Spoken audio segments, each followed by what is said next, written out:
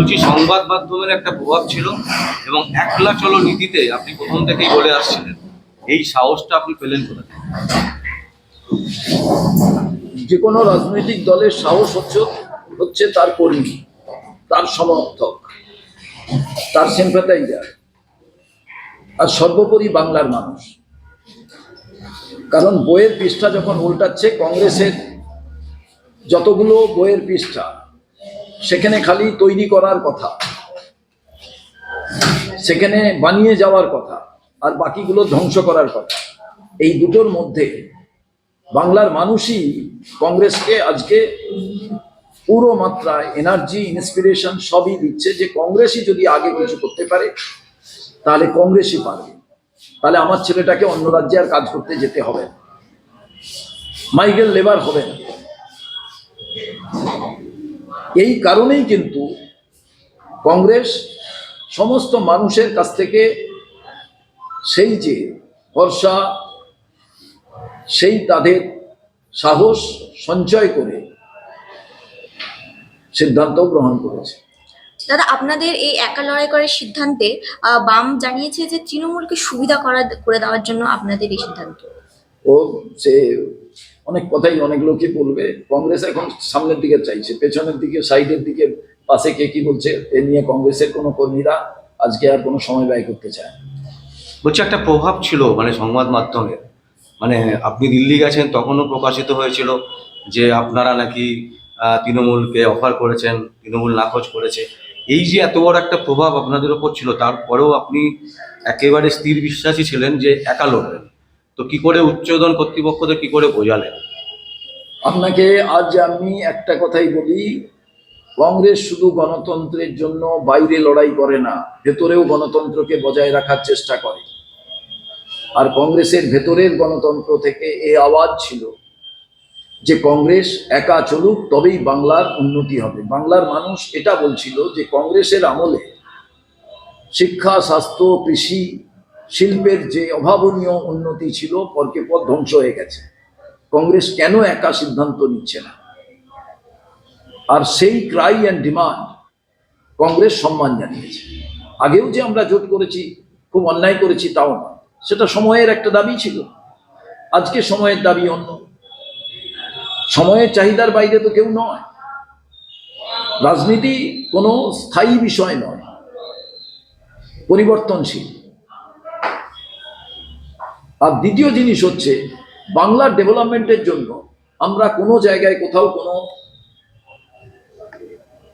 Compromise করা, আপোষ করার ব্যাপার করব না। দাদা, আমরা দেখছিলাম যে তৃণমূল থেকে যে ভাতা দেওয়া হয় লক্ষ্মীর ভান্ডার বিশেষত, সেটা টাকা বাড়িয়ে দেওয়া হয়েছে এবং তারই প্রতিক্রিয়ায় কিন্তু বিরোধী দলনেতাও বলেছে যদি বিজেপি ক্ষমতায় আসে তাদেরও যে টাকা সেটা একটা দেওয়া হবে। এবং কংগ্রেসের তরফ থেকে কিন্তু এরকম কোনো প্রতিক্রিয়া দেয়নি। কোথাও গিয়ে মনে হচ্ছে না যে যেহেতু বিরোধী দল বলছে ভাতা, যে শাসক দল রয়েছে তারাও ভাতার কথা বলছে, কংগ্রেসও এরকম একটা পদক্ষেপ নিতে পারতো? কংগ্রেস এমন একটা সিদ্ধান্ত গ্রহণ করবে যে যখন আপনি আর ভাতা নিতেই যাবেন না। কংগ্রেস ক্ষমতা এলে যে সিদ্ধান্ত গ্রহণ করবে, আপনি আর ভাতা নিতে যাবেন না। আপনার চাকরি থাকলে, আপনার নিজের সেইভাবে ইনকাম থাকলে আপনি ভাতা নিতে যেতেন। অভিজিৎ বিনায়ক ব্যানার্জি নিশ্চয়ই নাম শুনেছেন, নোবেল বিজয়ী। তিনি বলেছিলেন মানুষের হাতে টাকা তুলে দেওয়া দরকার, কারণ ক্রয় ক্ষমতা দরকার, অর্থনীতি তাতে বাড়ে। মানে আপনার হাতে টাকা থাকলেও আপনি জিনিস কিনলেন, তিনি জিনিস বিক্রি করে টাকা পেলেন, তিনি আবার একটা জিনিস কিনবেন। এটাই অর্থনীতির সচলতা বলে। তো রাহুল গান্ধী করোনার সময় বলেছিলেন মানুষের হাতে টাকা তুলে দাও। তো মমতা বন্দ্যোপাধ্যায় লক্ষ্মীর ভান্ডার করেছেন, টাকা দিয়েছেন, আমি অভিনন্দন জানাই, কোথাও বিরোধিতা করি না। কিন্তু কতদিন এই টাকা দিতে থাকবে?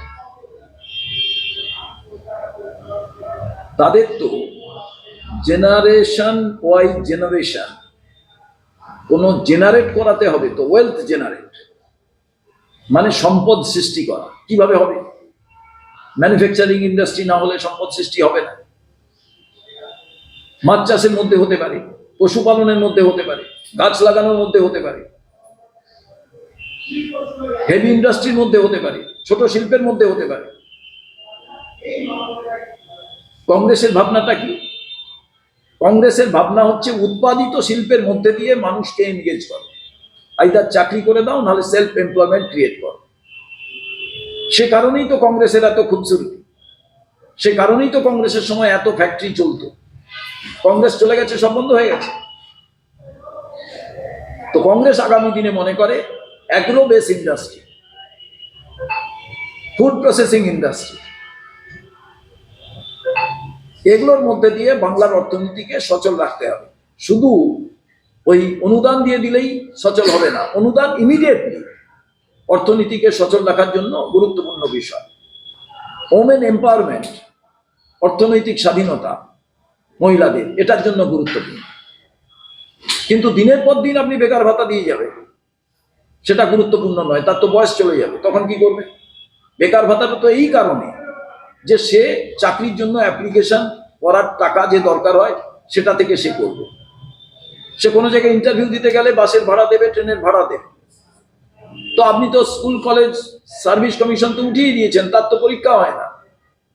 সরকারি ডিপার্টমেন্টের ভ্যাকেন্সি, সেগুলোতে কোনো সময় সেই ভ্যাকেন্সি পূরণের জন্য কোনো অ্যাপ্লিকেশন চাওয়াই হচ্ছে না। তাহলে কি হবে?